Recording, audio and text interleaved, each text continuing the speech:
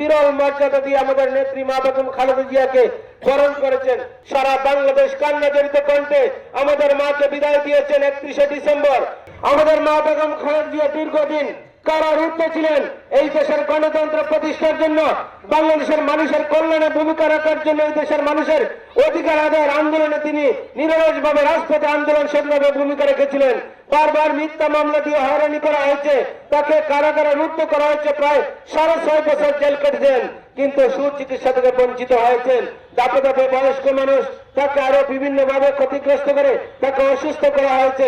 আমাদের প্রিয় নেত্রীকে বারবার আমরা মুক্ত করতে চাই, আমরা মুক্ত করতে পারিনি, আন্দোলন করে গিয়েছি।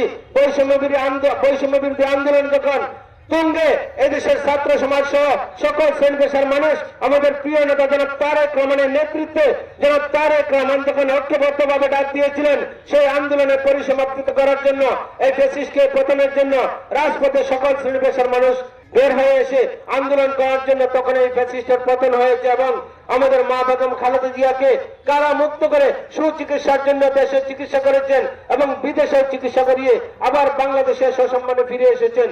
জাতি খুব মর্যাদা দিয়েছে, জাতি বিরল মর্যাদা দিয়ে আমাদের নেত্রী মা বেগম খালেদা জিয়াকে বরণ করেছেন।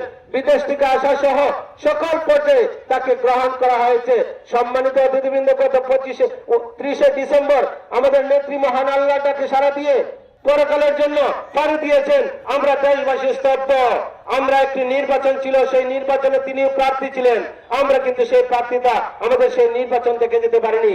সারা বাংলাদেশ কান্না জড়িত কণ্ঠে আমাদের মাকে বিদায় দিয়েছেন 31শে ডিসেম্বর। সারা বাংলাদেশের মানুষ ইস্পাত কঠিন ঐক্য নিয়ে মনোবল বাড়িয়ে আমাদের মাকে মহান আল্লাহটাকে সারা দিয়ে কবরে শায়িত করেছেন। আমাদের শহীদ রাষ্ট্রপতি জিয়া রহমান বীরুত্তমের মাজারের পাশে তাকে দাফন করা হয়েছে। টানা তৃতীয়বার অর্জন করেছে দেশের সেরা সুপার ব্র্যান্ড স্বীকৃতি বসুন্ধরা টিস্যু। নারী সমাজের উদাহরণ হিসেবে ছিলেন তিনি। বাংলাদেশের নারীকে জাগরণ করার জন্য শিক্ষা ব্যবস্থাকে, বিশেষ করে মেয়েদেরকে বিনা বেতনে পড়াশোনা সহ বাংলাদেশের কৃষক, শিক্ষিত, বেকার যুবকদের সকল শ্রেণী পেশার মানুষের কল্যাণে জীবনটা উৎসর্গ করে রেখে গিয়েছিলেন। 31শে ডিসেম্বর জানা যায় লাখো লাখো মানুষ আমাদের সেই প্রিয় নেত্রী দেশনেত্রী বেগম খালেদা জিয়ার নামাজের জানাজায় অংশগ্রহণ করে তার ভালোবাসা প্রমাণ দিয়েছিলেন। আমাদের প্রিয় নেতা বিএনপির চেয়ারম্যান জনাব তারেক রহমান, তিনি তার মায়ের জন্য দোয়া চেয়েছেন দেশবাসীর কাছে।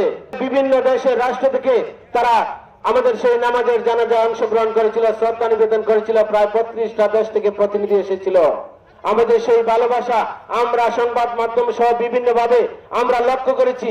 পৃথিবীর ইতিহাসে এত বড় নামাজের জানাজা হয়নি কোথাও কোনো দেশে।